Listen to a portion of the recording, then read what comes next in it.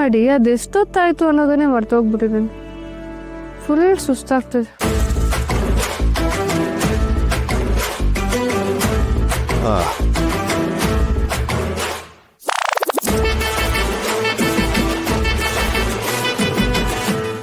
ಏನಿದು?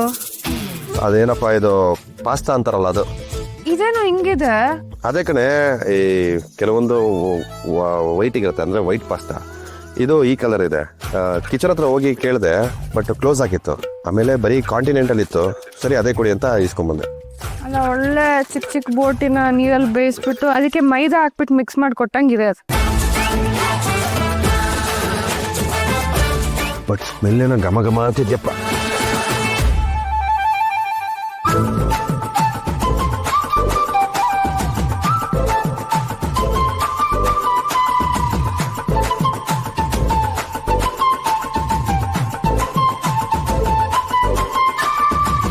ಒಂದು ಆಕಾರ ಎಲ್ಲ ರುಚಿ ಇಲ್ಲ.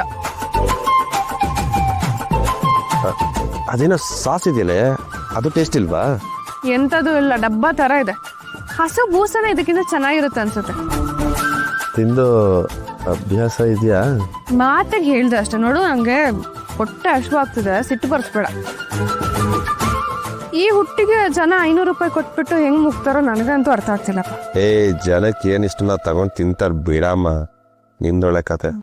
ಅಲ್ಲ, ಏನ್ ಚೆನ್ನಾಗಿದೆ ಅಂತ ಮಿಕ್ಕಿರೋ ಪಕ್ಕಿರೋದಕ್ಕೆ ಒಂದು ಮಿಕ್ಸ್ ಮಾಡಿ ಕೊಟ್ಬಿಟ್ಟು ಅದಕ್ಕೆ ಫ್ರೆಂಚ್ ಹೆಸರು ಇಂಗ್ಲಿಷ್ ಹೆಸರು ಇಟ್ಬಿಟ್ಟು ಕೊಟ್ಬಿಟ್ರೆ ಜನ ಸಗಣಿನೂ ತಿಂತಾರೆ ಅನ್ಸುತ್ತಲ್ವಾ?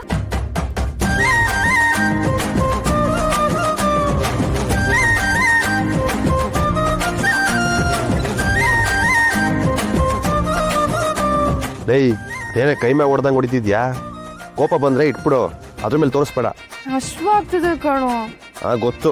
ಆ ಫೋರ್ಕ್ ತಗೊಂಡು ಪಾಸ್ತಾನ ಕೊಲೆ ಮಾಡ್ತಿದ್ಯಲ್ಲ, ಅವಾಗಲೇ ಅರ್ಥ ಆಯ್ತು ನನಗೆ.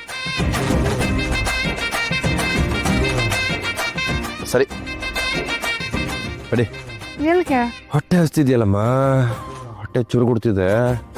ಹಂಗೆ ಒಂದು ರೌಂಡ್ ಹಾಕೊಂಡು ಏನಾರ ಒಳ್ಳೆ ಊಟ ಸಿಗುತ್ತಂತ ನೋಡ್ಕೊಂಬರೋಣ. ಮತ್ತೆ ಅಲ್ಲಿ ಕರ್ಕೊಂಡು ಹೋಗ್ಬಿಟ್ಟು ಪಾಸ್ತಾ ಪಿಜ್ಜಾ ಅಂತ ಏನಾದ್ರು ಕೊಟ್ಬಿಟ್ರೆ ಇನ್ ಮುಖದ ಮೇಲೆ ಮತ್ತೆ